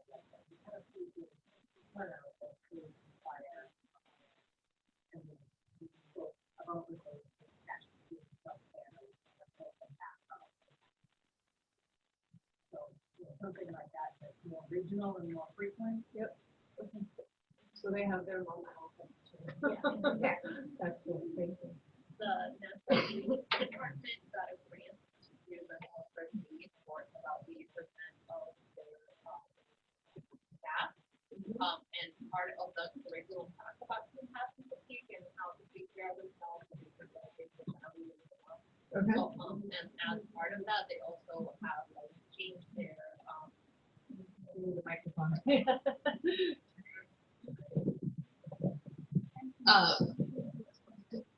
The Nashua Police Department got a grant to do mental health first aid for about 80% of their staff is the goal.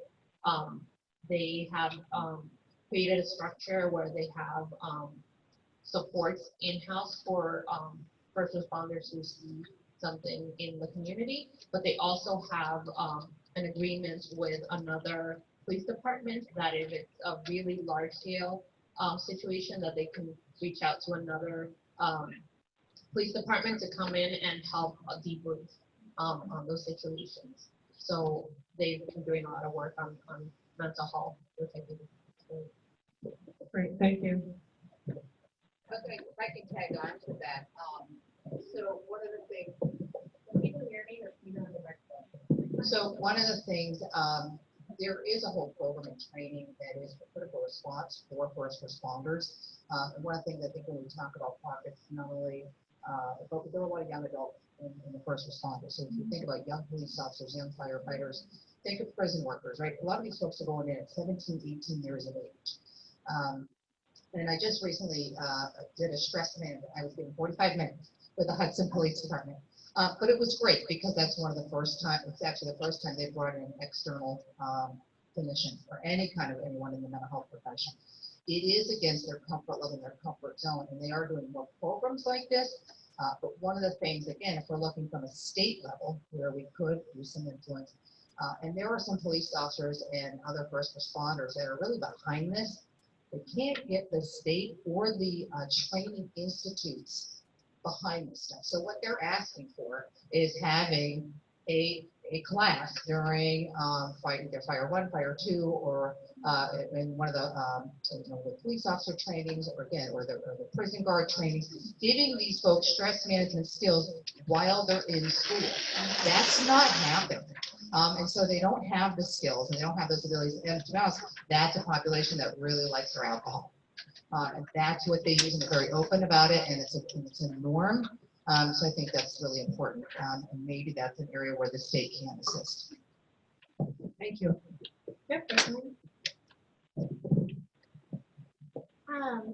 So I work as young adult strategies, and I just think, from the state level, we're talking about having support, and everyone's using the word mama elephant, but young adults really have no support if they are not enrolled in a community college that has support. And I think our New Hampshire communities need to do a much better job of providing safe places, recs, you know what I mean? Like we have YMCA's, we have communities, and then there's nothing for young adults who want to be involved in their community with peers in positive ways.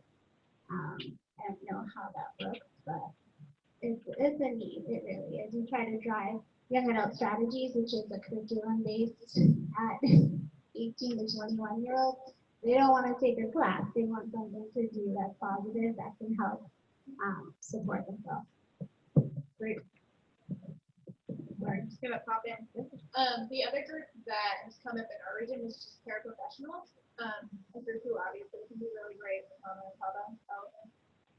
And just the need for training around trauma counseling. Thank you. There's someone right in front of you. Oh, right here. I think there's been a lot of great work done around stigma in terms of environmental messaging around substance use disorders specifically, but I think there's a lot we could do more around that bigger concept of getting help, especially maybe targeting an aging population in New Hampshire so that there can be, those generational gaps in terms of how socially acceptable it is to, get supports in terms of therapy or get supports in terms of social services. And then also just something that really, and I don't know what this is, but messaging that really gets to that kind of, libertarian, live free or die aspect of New Hampshire culture that is by definition really anti-supports of any kind, especially at the public health level. So maybe some messaging in general around reducing stigma for assistance, but then also kind of thinking of some of those specific groups that are going to be more resistant to that message. Great. That's great detail. I think another part where it comes with stigma messaging is for getting parental supports. I think that a lot of parents feel like if they ask for help, they're bad parents, and it's the opposite. And I think we need to do a better job at having that language or some environmental stuff to go out with. Thank you. Other thoughts on gaps, populations, services, resources? Sorry. I think the sustainability program, we have grants that, allow for the startup of a program and then they're well established and that funding goes away and they may not have continued funding. But even beyond the funding, I think there's a mindset of some programs. So for Dover, for example, we had 3 youth deaths within the last 2 years, 2 by suicide, 1 an accidental death. And we would have a team come in and provide support in the schools for 5 to 7 days. And I think the mindset of, okay, we came in, we provided all these supports, everything's back to normal, is just not realistic. Thank you. Rachel? I've been made familiar with a program called Handle with Care. It's out in West Virginia. Are others familiar with that? It's working in partnership between the law enforcement and schools, so that if a law officer is at a home or place in the community where some sort of traumatic event occurred and there are children there, he or she notifies the school. So they get a TWC stamp next to their name on the attendance record. So it's a very quiet way for the teacher to know that if Jesse is acting out, it may be because they experienced a traumatic event the night before at 3 a.m. and didn't sleep, and it could have been a parent. And so it's a way of allowing the teacher an opportunity to have a traumatic informed response to the acting out behavior. And the whole school is working around addressing that individual child's needs without even saying it or labeling them. Sounds like that ACERT team. Yeah. For that area, Right. to really adopt a whole research, that could be a nice alternative. Right. Okay. Yeah.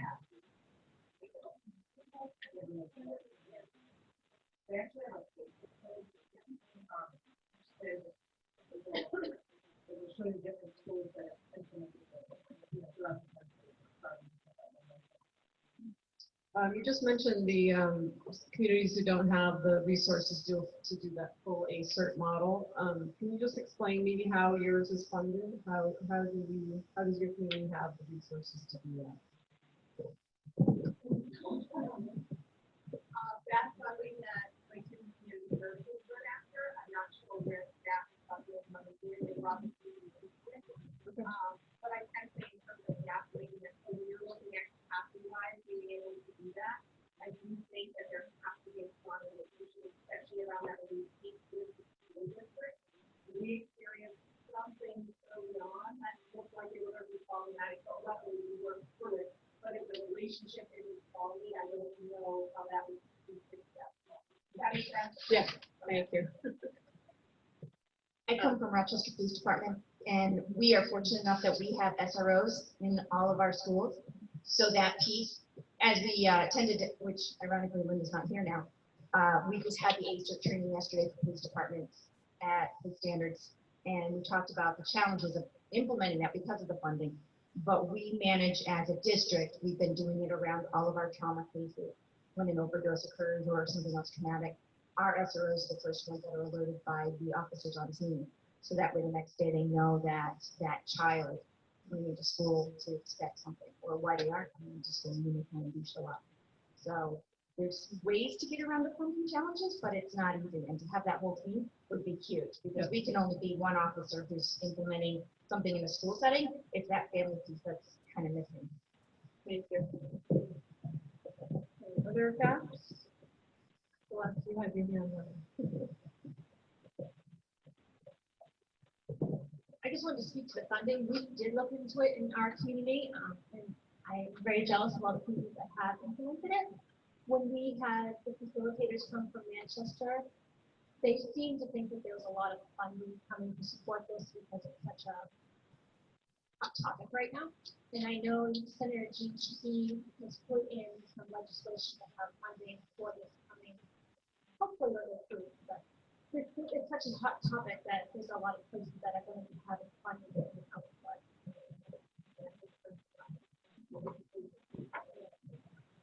Great.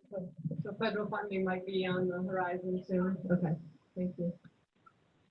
Okay, before we turn to what can the state do, any other gaps? All of it does, but Yeah, it might go into that next one better, but the consistency of these programs, yet not one size fits all. So we talk about ACERT and implementing that, and just not there might be a great opportunity for those communities that can't do the full-blown ACERT. That's just one of the issues I think I have, and I'm not getting political here, people, so don't jump on me. Coming from Manchester, it's a tough topic right now, but one size doesn't fit all. So when the state implements something, if they do implement any of these things, they have to look at the varied communities in this state. What works in Manchester and Nashua or Concord does not work in Berlin. And so a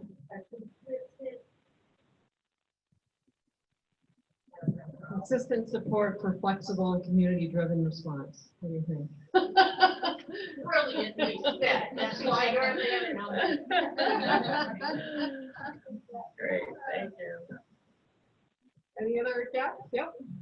Yeah, so I just wanted to mention that one of the gaps might be in the language related to treatment. We speak a lot about resiliency, which is a good word, but in my mind, resiliency is we bounce back to our pre-traumatic state. So maybe unconsciously that doesn't really foster growth mindset versus maybe anti-fragility, which is that some things and people actually grow and develop through stress and become stronger at the end of that process rather than simply bouncing back to some well state. So kind of the difference between healing and growth. Thank you. thought about that word, resiliency too. It seems like I'm always on the bench, always defending, instead of driving, yeah. Just really quickly, Yeah. regarding the funding, my colleague just texted me. It was Resource Center. It was a preschool development grant that they used as startup funds for their Thrive coalition. To Thank get you. it off the ground. Thank you. Yep. Thrive Coalition, that's a great name too. All right, now we're going to turn to how can the state support this? Obviously, we could just say, we'll just do all this. And we, I think, sometimes are keenly aware of some of the things that prevent the state from probably running as smoothly and as supportively as they could. But what is your message to the state that many of you have contracts with? How can they support this work better? Yep.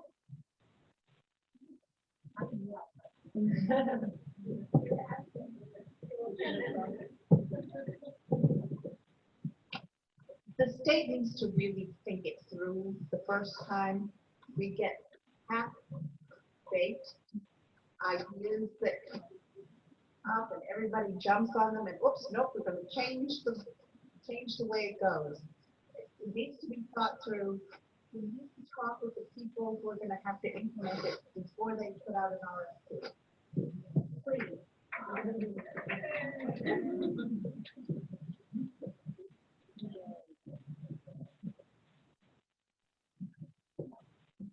Thank you. Other messages to the state about how to support your work more or better?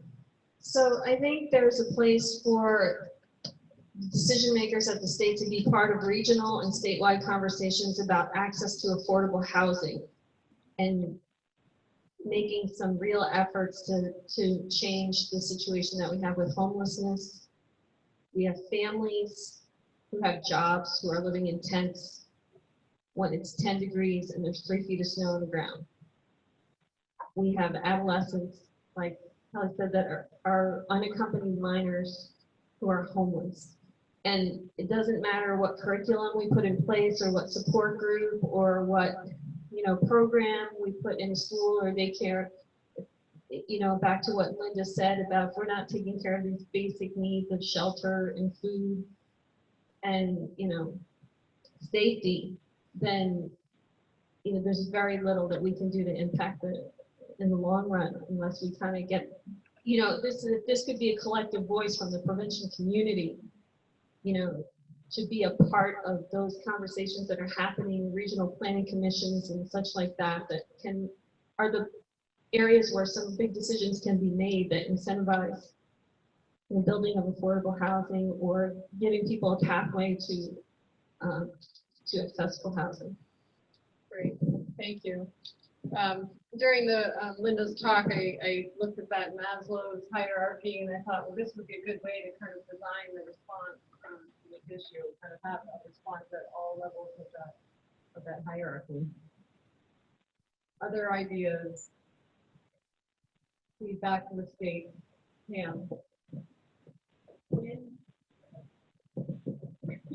When the discussion takes place for how to implement programs and solutions, have people such as these people on the road here, the boots on the ground, be part of that discussion of the realistic approach of the program, how it would look in all of the communities across the state. And not just the idea of implementing a program. Sometimes at the state level, it looks great, it looks clean, it looks organized, but sometimes when it gets down to the community level, which we're at, it doesn't resonate that way. So I'd like for them to include the community level people for that implementation piece, the realistic. Not stay up in theory all the time, really listen to what's happening on the ground. Over here. Oh, So I think just to piggyback on what Pam said, maybe holding focus groups within the community around these issues. So you can hear from the community members, right? Thank you. Any other feedback to our state? Yeah. Super basic, but I feel like voices are loud when it comes to treatment and recovery. And they need to be equally as loud for prevention, early identification of problems and intervention. Okay. They need to be equally as loud. Thank you. And they should be loud for treatment and recovery. I just want to see that also. We are proud to continue that.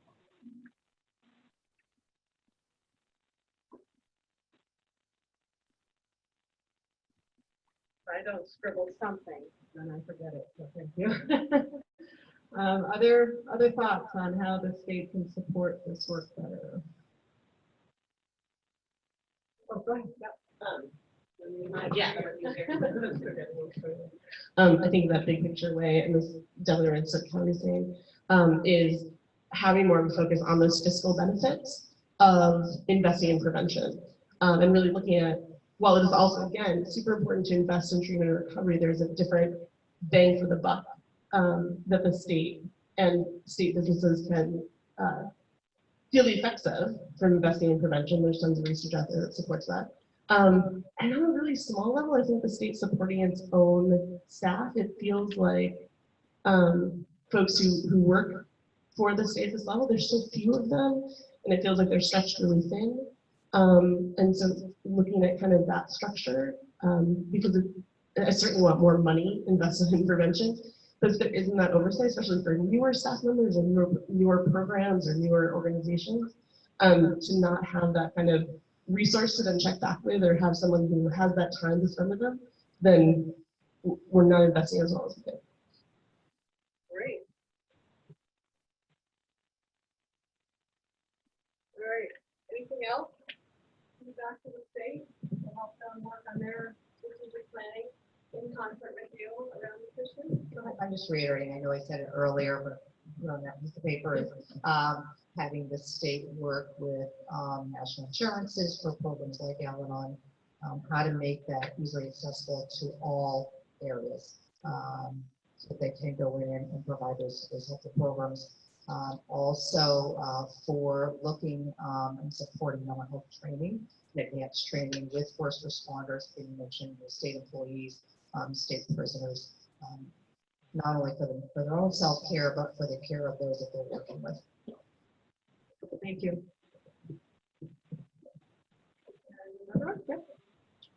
This is super basic too. I think the state is headed in this direction, but the more holistically we can be looking at prevention, the better. Thank you.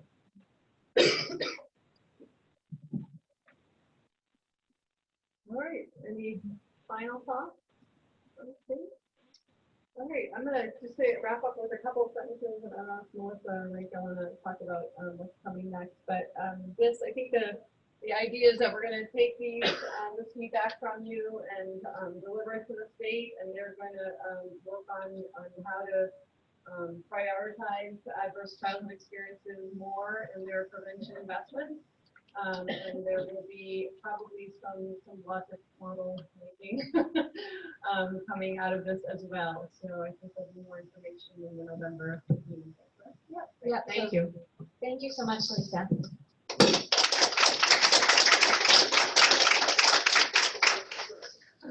And thank you to everyone for being so sharing and having that conversation, not feel like it was just everyone staring at Lisa. I really appreciate all of your input. This was great input. Yeah. So I'm just gonna turn this back on, see if it goes right back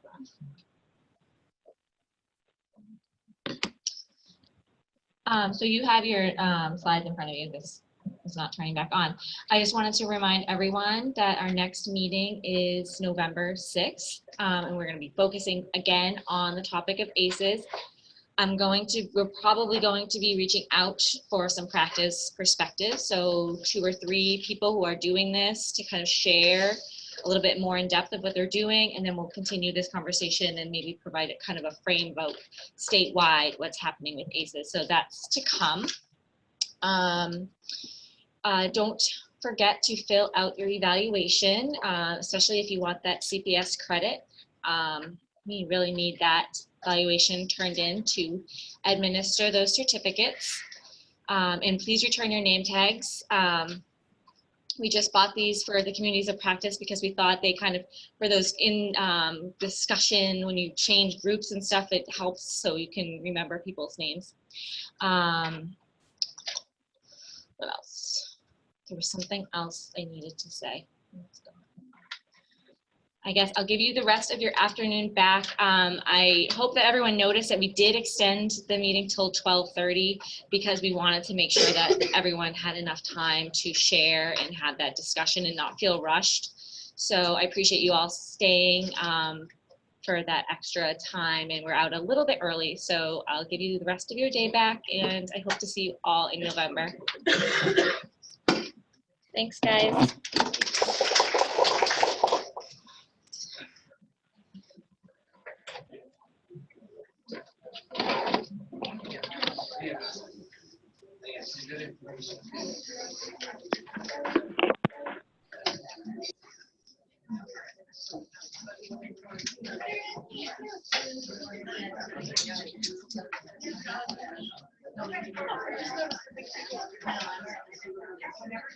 Yeah, that sounds very new.